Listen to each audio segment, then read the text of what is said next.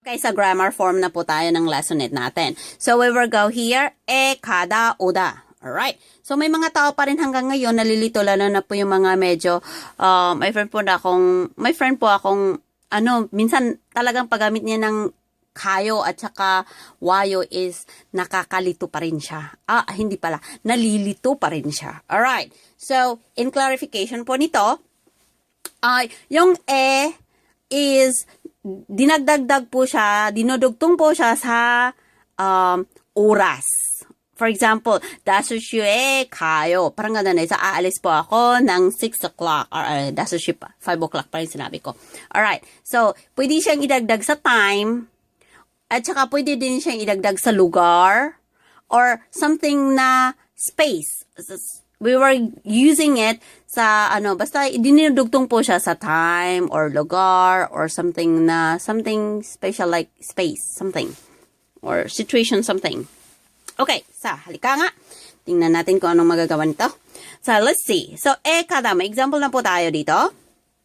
Yung kada, alam niyo na yun na, yung go. Yung oda, it means coming, come, alright? So, that's the meaning noon. Hakyo에 가요. 학교, alam mo na yun, school. It means go to the school. Ganun siya. So, yung kayo, nagre-represent po siya ng present form. Okay, maglalagay po tayo ng maraming example for that later. Okay, ito na po. Ako po ay medyo hindi tinatamad sa araw na to at saka nagkaroon po ako ng time. Pasalamat po ako kasi yung mga estudyante ko medyo nagka-program ba. I will consume my short time for, syempre, productive way. Tsaka, medyo, wala po dito yung, yung taga-disturb ko. Kaya, medyo nakagawa ko ng, kabaitan. Kabaitan ba to? Iwan ko lang. So, next, we will go here. So, ayan, ang sabi ko kanina, pwede dugtong sa time, pwede dugtong sa place, or something na mga situational something na andun yun. Alright, so, kada, uda. Alright, so let's see here. Na-omit po yung I dito. Ang karamihan po, nanen, mo. Diba ganon? Pero, pag, parang, siya, nagsasalita siya para sa sarili, minsan ino-omit po niyo yung nanen, di ba? Nanon, 저는, parang ganun. Okay, kung hindi po medyo, in-explain ng, hindi po nagtutukoy sa sarili, kundi yung isang bagay ang tinutukoy mo. Hindi mo na kailangan pang sasabihin ng nanen, ganun ako, parang ganun, di ba? Alright, so let's see. So, Carla의 결혼식에 갔어요. Yung 갔어요 dito, it means yung, kumbaga, explain ko to next time about the past form, present form, or a future tense. Yung mga ganun, i-explain ko siya next time na po. So, dito, 갔어요, it means, yung pumunta siya. Pumunta. It means, siya. Ano ba yung pangalan nun? Yung past form. Ayan, yung tamang word na nun. So, 결혼식장. Yung 결혼식 means on the wedding ceremony. Yun. Wedding ceremony, 갔어요. It means pumunta sa wedding ceremony. Kaninong wedding yun? Carla의. It means nagre-represent to ng, alam mo naman yung use ng apostrophe S or something na my. Parang ganon. My. Or, my friend Carla. Parang ganon siya Ay, sorry. Ano ba yun? Gutom or something? Ewan ko ba, nahanginan yata or nalamigan? Ganun lang yata yun. Carla의 결혼식이 갔어요. So, past form yun ha. 자, 결혼식장에 가요. It means, hindi pa siya, on the way pa lang yun. Yung parang nagsasabi siyang present tense. Sabi nagtatanong siya So, something na may magtatanong sa'yo, saan ka punta? Sabi niya, punta po ako ng wedding hall. Punta ako ng wedding hall. May siya no? Wedding chic. Sorry po. 결혼식장. Yung jang, nagre-represent po yan ng hall siya. Wedding hall. dahil ang wedding hall is isang place, ang nakalagay dyan, wedding hall에 가요, or something, 결혼식장에 가요. Parang ganun siya. Alright. So, 친구들이랑, it means, 친구 means friends yan. Yung 들, nag-represent po yan na marami kang friends. It means, in the plural way yan. 자, 친구들, yung irang, explain ko sa inyo to. Bakit na may irang? Yung irang is parang hindi parang. Talagang ang meaning niya is and. Alam mo yung and? Uy, ang cute niya. Ba't hindi siya nakita? Sorry po. Okay. Alis po. Nasaan po yung eraser ni Madam? Ay, ko. Matanda na yata ako. Ay, hindi makapagyuko. Alright.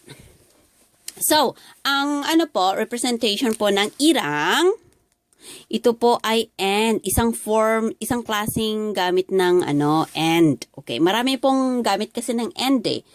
May and na gwa, may and din na meet, heighten. Or mga ganun-ganun. Malalaman nyo yan next time. Basta ito mo lang muna ha. 자, 친구들이랑 같이. So, me and my friend together. Sasama yan. Sasama po sila. Saan sila punta?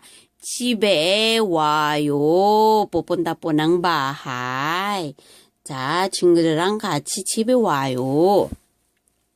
So, yung mga friends ko, pupunta po sila. Kasama sila, papunta bahay. Punta daw bahay. 집에, it means house yan ha. Pupunta daw ng bahay, yung mga friends. Next, 내일 학교에 가요. It means, 와요 pala to. 와요. So, ang dito, ito po yung come. Okay? Alam mo na yung kaibahan, ito yung go. So, 내일 학교에 와요. It means, siguro, may mga kinakausap ka at saka pupunta sila ng school. Okay, so, 내일 학교에 와요. Parang sinasabi mo sa ibang tao, may pupunta po bukas. May pupunta bukas. Sa 학교에 와요. Sino kaya yon? Or something na may nagtatanong, punta ka ba bukas sa eskwelahan? Sabi niya, 내일 학교에 와요. Pwede mo nang gamitin yan sa question, di ba? Pupunta ka ng school din ba bukas? Sabi niya, siguro, pag tanungin mo siya, pupunta ka ba rito? Tapos, coming yun di ba? 자, 내일 학교에 와요. Or sabi niya, 여기에 와요. Sabi niya, 내일 여기에 와요. 여기, it means here, di ba? So, 여기 와요. Tapos sabihin naman, yung tinatanong mo, sabihin naman niya na, 내일 가요. Sabihin niya. Kayo, it means, pupunta ako dyan. It means, ganun. Papunta yan. It means, go siya. Ang naman ikaw, coming ang niya kasi papunta siya sa iyo, di ba? Alright, let's see. Next word is 공원에 가요. It means papunta ka ng 공원. 공원, alam mo na yung 공원, di ba? Yung park. I go to the park. Parang ganun. I go to the park. Sa ito po, mabait lang po ako ngayon, kaya medyo may ginagawa ako mga example, meron din to. Okay. So, next time, explain ko about mga passive form or mga present tense, mga ganun-ganun. Kasi marami ding gamit na mga ganyan. Importante din yon. Sa next time na po kasi medyo, ito lang po ang pwede nating sa pandagdag kaalaman lang po, di ba? Yung go, yung original form talaga niya, di ba? Kada yan. Pag gagamitin na po siya sa sentence or sa pagsasalita, hindi mo naman sabihin na kada, di ba? Or dagdagan mo na siya ng mga articles na ayo at saka oyo, kaya naging kayo yan. So, yung kayo, nagre-represent po yun ng present form. Yung kasoyo, it means past form siya, it means went. Okay? 가겠어요, it means I will go. 가겠어요, I will go yan. Ito po yung future form. Okay? So, kayo, present form, 갔어요, siya, past form, 가겠어요 means will go. It means future form siya. So, ganun din sa come, yung original form niya ng ng word is uda. Tapos, pag naging madagdagan na siya ng ayo at saka oyo, naging wayo na siya. Okay? So, naging wayo in the present form. So, wayo, present form siya. It means come. And then, wassoyo, it means came. Diba? Yung past form niya. Yung ogessoyo, it means will come. Okay? Papunta pa lang.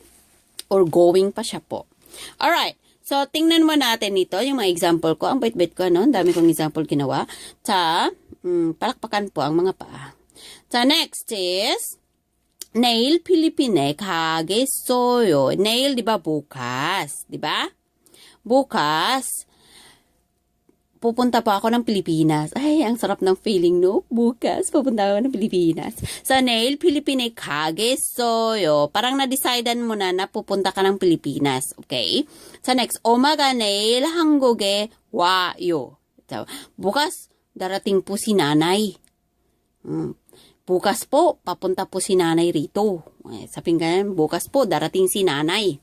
Sa Korea, 한국에. 한국에 means Korea yan. Sa 엄마가, di ba yung nanay natin, sabihin natin, 엄마. Si mama po, bukas, darating. Saan po siya darating? Sa Korea. Sa 엄마가 내일 한국에 와요. Darating si nanay bukas sa Korea. Tapos, ang kaibahan kasi ng kagisoyo, it means parang, anong mo siya, yung parang, will go, or parang may, yung strong feelings na pupunta. Yung parang ganon. Alright, anyway, may mga feeling yata daw. Anyway, sarap naman nun, no? Neil, Philippine, kagisoyo. Parang pupunta na talaga ako ng Pilipinas, kagisoyo. Parang na-decidean mo nang talagang kailangan mong pupunta. Parang ganon siya. Anyway, yan lang po ang maidagdag na kalaman na meron ako na sana magkaroon din kayo. Sana, hindi naman magkaroon, di ba? Yung parang naintindihan nyo sana. Alright? Kasi ako naman, hindi naman talaga ako yung parang professional na talagang Korean, as in Korean, pinag-aralan ko siya sa buto-buto ko talaga, ganun. Pero ito lang, yung mga kalaman kong meron ako, sinishare ko lang sa inyo kasi at least, di ba, yung kaalaman ko, hindi na yung masasayang, di ba? Naghirap-hirap ako din noon na mag-aral ng ganito at ganyan. Tapos, balang araw, wala din naman palang gamit, di ba? Pagdating ko sa Korea. Pero alam mo, marami din kasing naghihirap na katulad ko nung unang panahonan. Kaya at least, kahit pa paano yung natutunan ko, matransmit ko rin sa inyo. Bahala na po kayo kung pagsisikapan yung matuto sa mga ginagawa ko. At least, kung narinig kayo, may makukuha din kayong at least maliit na mga kaalaman, di ba? Ayan, share lang po. Wala namang masama sa share, di ba? Thank you for listening. Bye-bye.